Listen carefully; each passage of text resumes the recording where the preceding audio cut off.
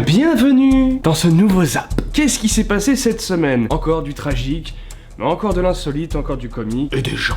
Voilà. En tout cas, j'espère fortement que vous allez bien et que vous êtes en très bonne santé, parce qu'aujourd'hui, je vais vous asphyxier.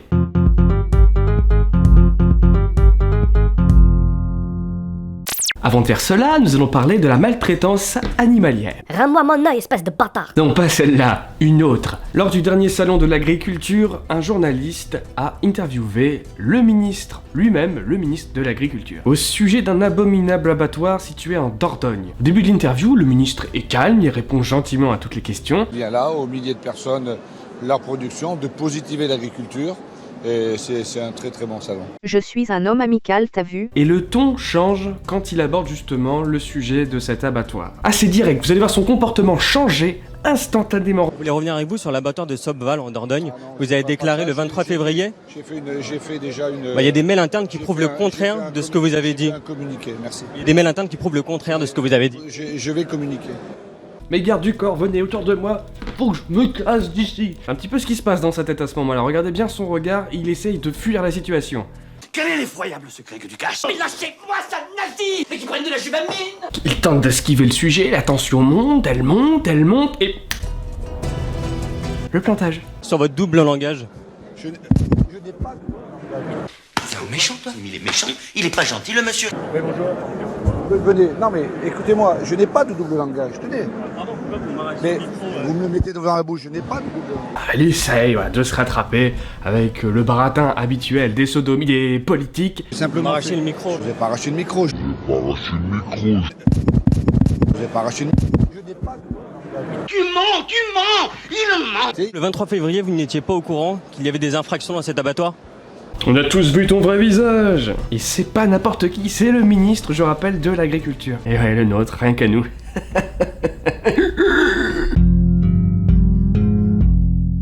Donc là, on a un truc aussi con que la semaine dernière avec Mike et sa fusée en carton. Mais aussi tragique, parce que là, effectivement, il y a encore eu mort d'homme. Nous sommes à Moscou. L'instagrammeuse Ekaterina fête son 29e anniversaire, accompagnée de ses amis et de son mari. Ils décident de fêter ça dans un centre aquatique, dans une petite pièce où il y a une piscine en fait, et ils ont privatisé cette pièce-là. Ils vont décider de faire quelque chose qui va pimenter un petit peu trop du coup la fête. Quelque chose qui est assez répandu dans pas mal de pays, même en France, où on verse de la neige carbonique dans la piscine et ça fait une sorte de nappe de fumée. C'est très joli à voir, ça permet de belles photos et en tant qu'instagrammeuse, elle voulait...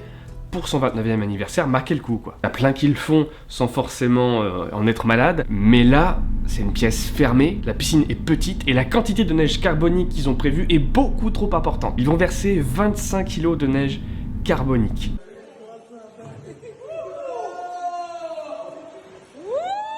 Vous voyez le truc se déployer à une vitesse assez conséquente, son mari saute en premier.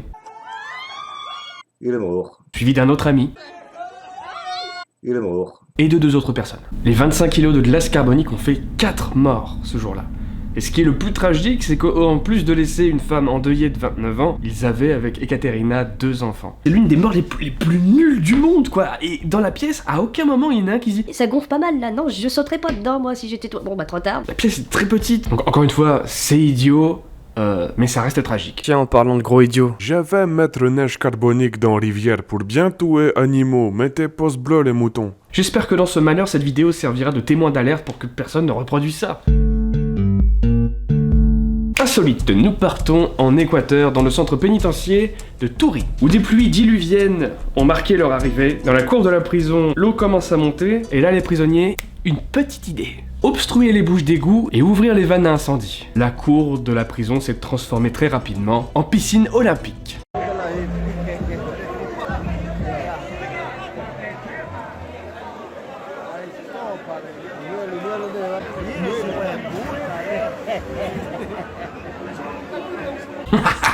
Ils ont eu raison. Et je vais faire ça dans le grenier, ici là. Sauf qu'il n'y a pas de bouche à incendie. Tu me diras, il y a la rivière juste à côté, c'est pareil.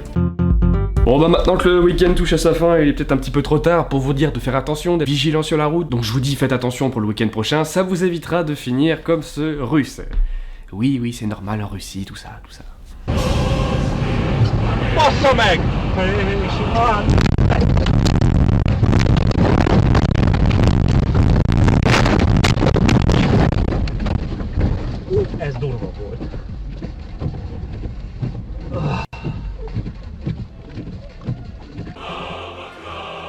Heureusement, il y a que des pertes matérielles, l'homme va bien. Mais ça dit secouer quand même pas mal dans ce bordel. Et puis on va terminer ce zap tranquillement sur une autre image insolite. C'est un mec qui fait de la trottinette. Voilà, à la semaine prochaine. C'est un mec qui fait de la trottinette à 90 km/h. T'en mérites le coup d'œil, hein. Oh, t'as envie de voir, tu verras pas. Ouah, je rigole.